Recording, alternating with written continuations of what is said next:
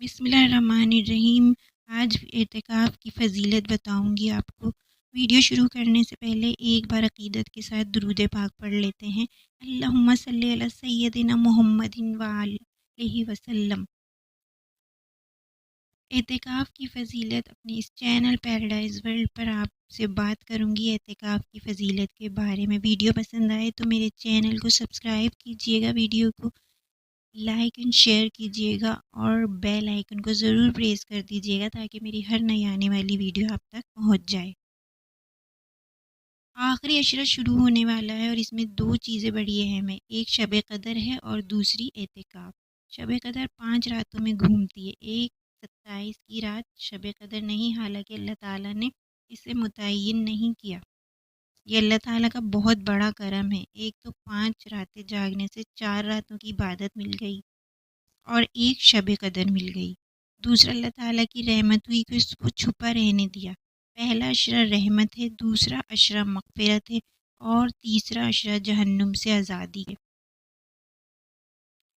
اعتکاف کا مطلب ہے کہ اس طرح یکسو ہو کر بیٹھنا کہ دل اللہ کی طرف پھر جائے، پلٹ جائے، دل اللہ کی طرف ہو۔ تو اس لیے 10 دن سجدے مسجد کے اندر رہنا صرف اللہ سے راز و نیاز اور اللہ تعالیٰ سے تعلق رکھنا ہے۔ 10 دن اللہ تعالیٰ سے تعلق بنانا ہے۔ اعتکاف کا مطلب ہے خلوت میں اللہ تعالیٰ سے باتیں کرنا، راز و نیاز کرنا۔ اس کا اجر ایک دن کا اعتکاف جہنم سے 3 خندق دوری ہے۔ یعنی اعتکاف کا مطلب ہے خلوت میں اللہ تعالیٰ سے باتیں کرنا، اور اس کا اجر ایک دن کا جو اعتکاف ہم کرتے ہیں جہنم سے 3 خندق دوری ہے، اور ایک خندق کا فاصلہ زمین آسمان کے برابر ہے۔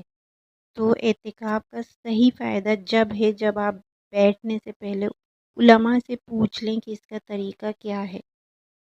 تو اللہ تعالیٰ نے آخری عشرے میں ہمارے لیے یہ بہت ہی پیاری 2 چیزیں رکھی، شب قدر اور اعتکاف۔ اللہ تعالیٰ ہم سب کو اعتکاف میں بیٹھنے کی اور شب قدر کو عبادت کرنے کی، ان طاق راتوں میں جاگنے کی، اور جس طرح سے اللہ تعالیٰ نے ہمیں حکم دیا، نبی کریم صلی اللہ علیہ وسلم نے ہمیں بتایا اور سکھایا، اللہ تعالیٰ ہمیں اس پر عمل کرنے کی توفیق عطا فرمائے۔